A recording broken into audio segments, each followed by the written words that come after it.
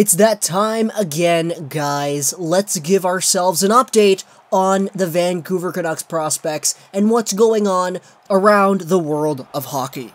So starting things out, there are 3 games that I'd like to talk about today. The first one, it is the TPS Turku playing in their playoff game today against the Saipa. Today, March 24, they played themselves Game 3 of the 7-game series. Turku, coming into this Game 3, had a 2-0 lead in the series over the Saipa. So the TPS, they did look like they were having a little bit of an advantage. This is a significant game because of our 2 prospects playing over there on TPS, Petrus Palmu, taken in the 7th round of last year's draft, and Olli Juolevi, our first-round 5th overall player from 2016. In the first game of the series, TPS took this one 4-3. Olli Juolevi got a goal in this one. In the second game, they won 6-5. Petrus Palmu got a goal in this one. And today, playing against the Saipa once more, the TPS won this game 7-0. It was a shutout, absolutely dominating statistical performance by the TPS, and a really bad case for the Saipa, who are now down 3-0 in this 7-game series. This 7-0 victory that happened today was pretty important for us Canucks fans over here, because Olli Juolevi got himself a goal, and Petrus Palmu, my god, 2 goals and an assist for Petrus Palmu, 4 total points for Vancouver Canucks players. What a great performance here. I actually tried looking for replays to see how things turned out, and I couldn't really find any, but it says here on the Liga website, Petrus Palmu with his 2nd of the playoffs, 1st goal of the game. Going down over to the 2nd period, Olli Juolevi got a 2nd of the playoffs. That goal was scored 2 minutes into the period, and then Petrus Palmu, 3 minutes later, got himself his 3rd of the playoffs, the 5-0 goal for the TPS. And then later down the line, Petrus Palmu gets himself an assist. And this was a crazy game. Honestly, like, 7-0 games are always pretty crazy.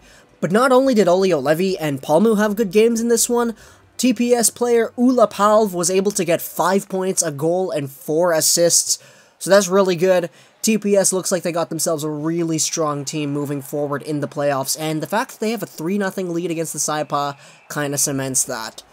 Going over to the second game that we wanted to talk about here today, this one, the Växjö Lakers against the Brynäs IF, playing in the playoffs once again. This one is also a 7-game series, and this series has kind of been a little bit iffy. This one, not as lopsided as TPS. The Växjö Lakers had a 2-1 lead in the series before coming into this game that happened today. If you want to take a look at the wins for Växjö, they won themselves Game 1, 4-1. They lost Game 2, 4-3. They won Game 3. They won that one with a score 4-0. In these 3 games, Games 1, 2, and 3 for the Växjö Lakers against Brynäs, our beloved prospect, 5th overall pick last year, Elias Pettersson, only got himself 1 assist. And for the most part, a few Canucks fans on Twitter, they were letting us know that, yeah, he's only got 1 assist in these 3 games, but he's not an invisible player right now. He's actually doing fairly well, it's just that the Brynäs IF, they kind of do know that Elias Pettersson is the best junior player the SHL has ever seen, and that he is literally, by definition, the best player in the league, because he won the scoring title. So they did kind of put themselves in a position where they boxed him out, and they were really hard on him. But that doesn't mean he wasn't playing well, he was still a force out there on the ice. And this time, playing against the Brynäs IF in Game 4 of their 7-game series, which Växjö won 5-3, Elias Pettersson finally gets on the scoreboard in the way that we expected. 1 goal, 2 assists for our 19-year-old superstar. This one was a really interesting game as well. There's a highlight package out there. It was posted onto the Canucks subreddit. It's got basically all of Pettersson's shifts compiled into one video. I'll leave that link down in the description below. You guys can check that video out, see how he was playing. But for the most part, even in all the shifts where Pettersson wasn't getting goals, he was still a force. The way he's able to skate and move around the opponent and find teammates in scoring positions to set them up, it was great. And of course, he didn't get an assist and a goal every single highlight, but it was really nice to just take a look at what he was capable of at that level. but let's talk a little bit about his points today. This one, there is video footage available, as I said, so we'll be talking about these points. The first point of the game, it was an assist, secondary assist actually. He backhands it through, Rosen gets the puck, he touches it, and then Kiskinen is able to bury it. Really nice sauce backhanding by Elias Pettersson in the second period. Going over to the third period, a fantastic series of points here for our Swede. Pettersson receives a fantastic backhand pass from behind the goal line from Kiskinen, and he takes it, he drives the net hard. He fakes the backhand a little bit, then he pushes it out forehand, and he shoves the puck in between two defenders coming the other way, and Robert Rosen is able to bury it on the left side. That was a fantastic play by all the players involved, a good finish, good setup by the other two assist guys. Really good play, and that was actually the game-winning goal for the Växjö Lakers. And then Elias Pettersson, just 3 minutes later, the puck is loose, it's in the slot, and there are a few players from either team crowding around beside it, and the puck finds its way, getting shoved over to the left side of the goaltender, right on that right face-off circle. It goes a little bit forward, and then Elias Pettersson out of nowhere comes in, he stops up, pulls the puck back, and right from around the center of the face-off circle, pulls it in, absolutely snipes it. What a goal here. This one was listed as unassisted, but just a fantastic release on Elias Pettersson's shot right here. Granted, the defense didn't really get to him as quickly as I believe they could have, but nevertheless, 3-point game for Elias Pettersson here tonight. Absolutely fantastic. The Växjö Lakers now have a 3-1 series lead over Brynäs, and they're heading into Game 5 on Monday, so you guys can check that one out too. Finally, the last game I want to talk about here, this was the game that I actually watched, because there was a stream on YouTube that I was able to find, and like, yeah, because I don't have TSN Go, but this was the NCAA postseason, Northeastern University taking on Michigan State. This one was a fantastic hockey game to watch, honestly. The refs just let them play it out, and it was entertaining.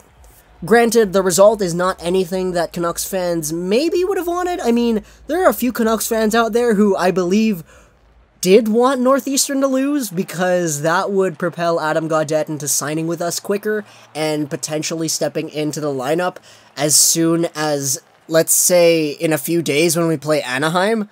But other than that, this was Adam Gaudette and his team losing by 1 goal in the NCAA postseason. They're now eliminated, their season is done. What a game this was. First off, let's establish the fact that Michigan has had some really good plays going on in their favor in this game, and a lot of them was stemmed because of the players that they got. Quinn Hughes especially, hands down, one of the best skaters in the NCAA for hockey right now. He's going to be drafted, and all is well. But in this game, him and Dylan Secura both showed off their really good skating ability, but in the end, Adam Gaudette, our guy, he didn't really get any points, but that's not to say that he wasn't an impact player. Of course, probably the biggest reason why he wasn't able to score any points in this one was because Michigan really did crank up the defense and boxing out when it came to Adam Gaudette, because they recognize, obviously, he's the best goal scorer in the nation. You kind of have to do that against really good players, right? And that's what they did here. Adam Gaudette, as a result, didn't get any points, but as the game went on, I did notice a few more little spurts of really good offensive opportunities stemming from Adam Gaudette. And there are a few moments where he rushed in, he was able to take a good shot. There are a few moments where he rushed in, went over to the backhand, dropped it back for Secura, and Secura either missed the net or it got saved. But other than that, no real offensive opportunities that went in. Northeastern's few goals, the first one, it was a power play goal. Gaudette didn't actually touch this one. It was everybody else around him that was touching the puck, but it was a really good finish by Dylan Secura. Northeastern's second goal, an absolute, just jumbled mess of a goal. A really weak play stemming from the far point. The guy's barely able to handle the pass, and then he just throws it on net and it gets in because it hits something.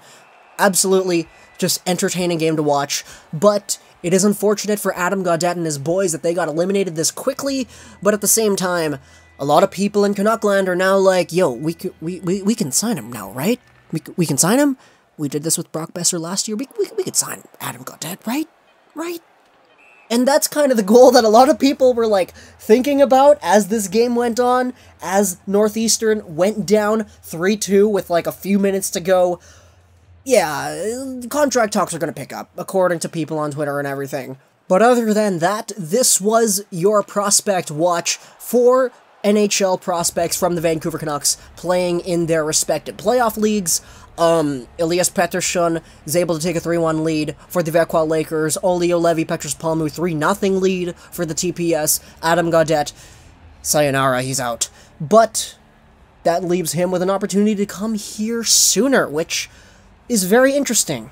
It is very interesting. Hope you guys enjoyed this quick little recap. Twitter, plus, from channel, controls like that, Stress Night Gaming, and bye.